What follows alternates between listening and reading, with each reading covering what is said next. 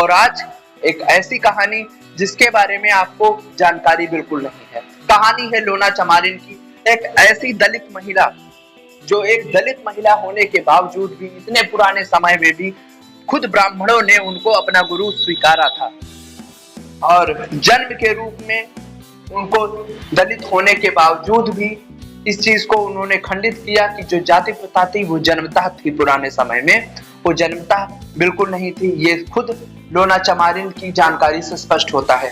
तो चलो जानते हैं लोना चमारिन के बारे में वास्तविक कहानी क्या है। आज के मॉडर्न युग में कई लोग बुरी तरीके से बुरी नजर और तांत्रिक क्रियाएं जैसे चीजों पर विश्वास करते हैं। तंत्र पूजा या नजर को झाड़ने के लिए उसमें एक शब्द आता है लोना चमारिन। लोना चमारिन का शब्द आते ही कंफ्यूजन होती है, मन में ये प्रश्न उठता था कि कौन है था, किसके बारे में ये लोना चमारिन का शब्द आता है। अगर लोना चमारिन का शब्द के साथ एक कहावत भी जुड़ती है कि 33 करोड़ देवी देवताओं की दुहाई एक तरफ और लोना चमारिन की दुहाई एक तरफ। टोना झाड़ने वाले लोग इन मंत्रों के बारे में आपको नहीं बताते, इसलिए जानते हैं आखिर कौन थी लोना चमारिन। लोना चमारिन के बारे में इतिहास बताना बिल्कुल सटीक तथ्य नहीं है स्पष्ट वो, लेकिन एक चीज निकल के आती थी कि वो हरिजन जात से थी।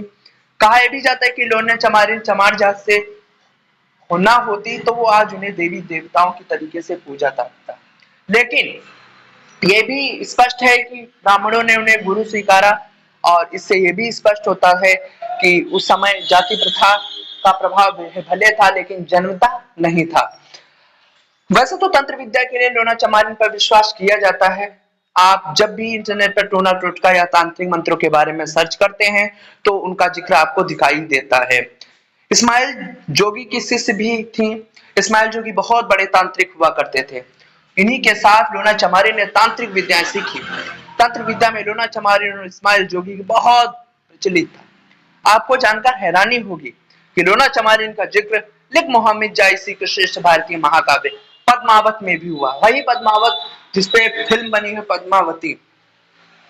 लोना चमारिन के कारण ही आज हम जादू टोना की मदद से बुरी नजर जैसे कई उपाय करते हैं। इसके साथ उसके मंत्र सरल बोलचाल वाली भाषा में होते थे जिसके गांव समाज में भी वो इतने फैल गए कि सभी जानते हैं। इसके अलावा कुछ अन्य भी तथ्य, कुछ और भी किंवदंतियां हैं। जैसे लोना चमारिन के विभिन्न प्रकार हैं। कुछ लोग मानते हैं कि लोना चमारिन पंजाब के अमृतसर शहर के चमार गांव के रहने वाली थी। साथ ही उन्हें बहुत बड़ी जादूगरनी भी माना जाता था। कुछ लोग भी मानते हैं कि लोना गुरु गोरखनाथ की शिष्या थी। दूसरी तरफ लोग यह भी मानते हैं कि वह इस्माइल जोगी की भी शिष्य थी। राजस्थान में कई जगह पर लोग लोना चमारिन को गुरु गोगा महाराज की मां की दासी के रूप में भी मानते हैं, जिनके पास गुरु गोगा महाराज की सिद्धियां भी हुआ करती थी। यह भी कहा जाता है कि लोना चमारिन की साधना बहुत जल्दी फल देती है। साथ ही तांत्रिक मंत्रों में भी उनकी दुहाई का रूप होता है। जैसे कि दुहाई के बारे में हमने बताया था आगे वीडियो में कि 33 करोड़ देवी देवताओं की तरफ दुहाई एक तरफ, लोना चमारिन की दुहाई एक तरफ। ये भी हमने अभी आपको जानकारी में बताया।